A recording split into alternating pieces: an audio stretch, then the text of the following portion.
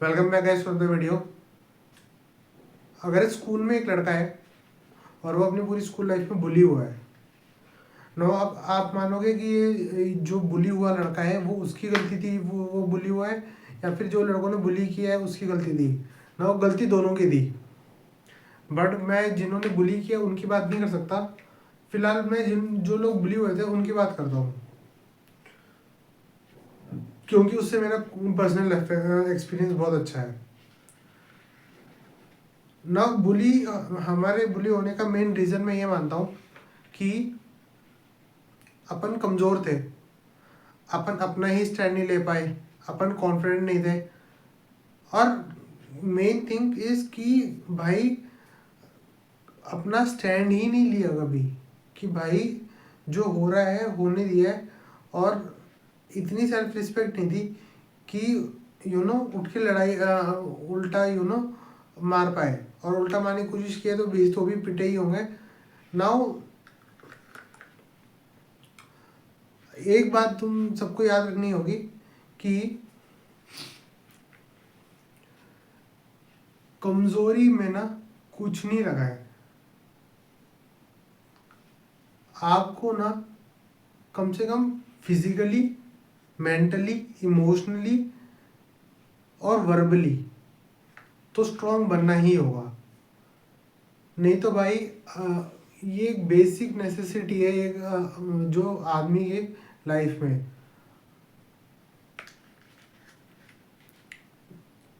मैं क्या कहते हैं अपने एक पर्सनल एक्सपीरियंस बताता हूँ जो स्कूल लाइफ में हुआ था। और मैं इतना इंट्रोवर्ट था कि मैं लोगों से बात नहीं करता था, मैं अपना स्टैंड नहीं ले पाता था, मैं छुपता था, चुप रहता था। नाउ वही आदत ना अब मेरी इतनी कैरी हो चुकी थी लाइफ में कि मैं जॉब में आकर भी ऐसे ही हो गया था।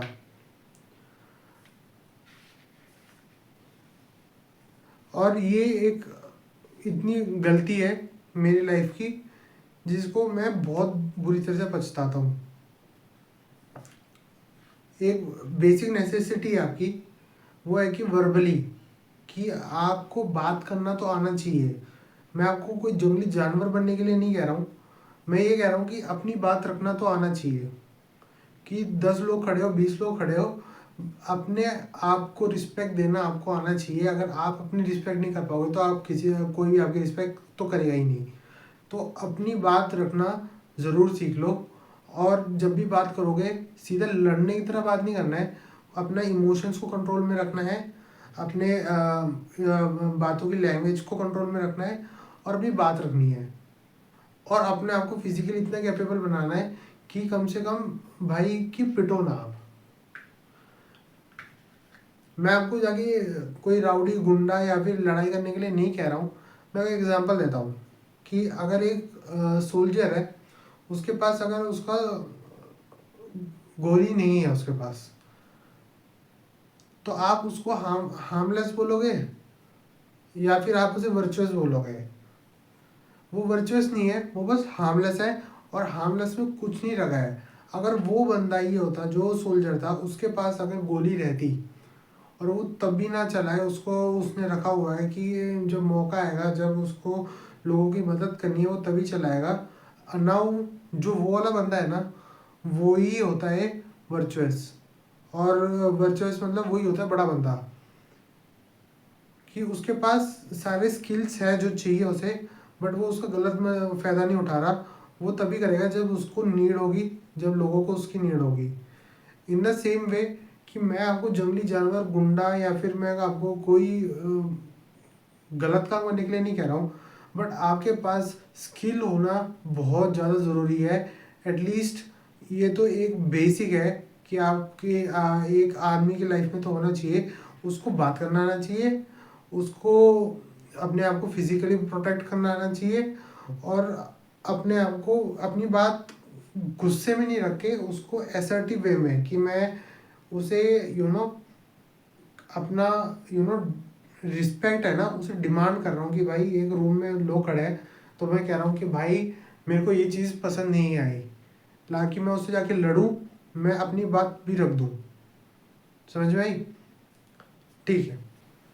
नाउ एक और चीज़ कि आज के टाइम पे एक चीज़ मैंने बहुत सुनी है और जो टैग मेरे को भी दिया गया था कि जो इंट्रोवर्ट का टैग, नाउ दुनिया में अगर कोई भी, अगर हम चुप है या फिर कुछ भी है, हमें एक नया जेनजी टैग दे दिया है कि इंट्रोवर्ट है भाई, बोलता नहीं है ब्रो। अगर आपको ये टैग दिया है ना, बच के भाग जाओ इससे। इंट्रोवर्ट का मतलब ये होता है कि डरपोक, सच बता रहा हूँ। इसका मेन मतलब अगर मेरे को जितना समझ में आया ना, उसका यही होता है कि जो भाई उस बंदे को डर लगता है कि भाई उसे वो छुप के रहता है। अगर एक रूम में 10 बंदे हैं तो एक इंट्रोवर्ट बंदा को उसी को ही बोलेंगे कि वो जो बंदा इनविजिबल है भाई, उसे दिख ही नहीं रहा कि वो बंदा है। अगर उसको अगर हम काउंट करें ना करें उसको, मैं आपको बताता हूँ कि अगर तुम अपनी बात नहीं रख पा रहे ना, ये आपकी ही बहुत बड़ी एक कमी हो जाएगी। कि जैसे कि आपको मैं ऐसे बताता हूँ कि अगर फिजिकल ना, आपको आपको लग रहा है कि अगर आपको लड़ना पड़ेगा, वो लड़ना पड़ेगा, ऐसा नहीं है। फिजिकल तो बहुत बाद में आती है। मेन चीज़ है आप मेंटली, आप इमोशनली और आप वर्बली कितना स्ट्रांग हो। अगर ये चीज़ें है ना, आज के टाइम पे लग्जरी नहीं है कि यार ये होता तो भी ठीक रहता, अच्छा होता, बट उसके बिना भी चल जाएगा। नहीं ब्रो, ये एक नेसेसिटी है। अगर आपकी लाइफ में आपको ये 3 स्किल होना तो बहुत ज़्यादा ज़रूरी है। अगर आप बच्चे हो या फिर बड़े हो या फिर किसी भी एज में हो, तो प्लीज़ अगर ये वाले स्किल्स ले लो और फिजिकल स्किल भी ले लेना। बट मेन ऊपर की जो 3 है, आपको मेंटल, इमोशनल और वर्बल, ये स्किल तो होना ही चाहिए।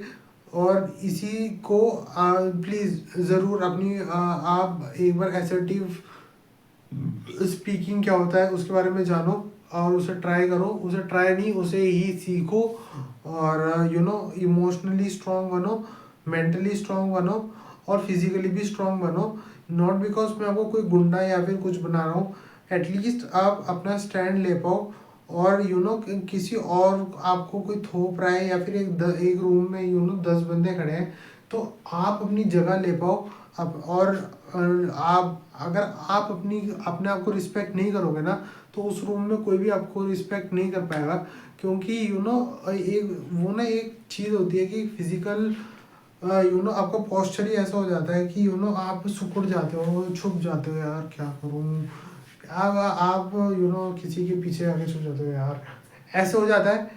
मैं कह रहा हूँ आपको कि ये कोई अब एक लग्जरी नहीं है, ये एक बेसिक नेसेसिटी है आपकी लाइफ में। इसको होना बहुत ज़्यादा ज़रूरी है और इसको सीख लो प्लीज़। अगर आप अपनी लाइफ को काटना नहीं चाहते, जीना चाहते हो, तो प्लीज़ आप इसके बिना तो नहीं जी पाओगे, काट ज़रूर सकते हो।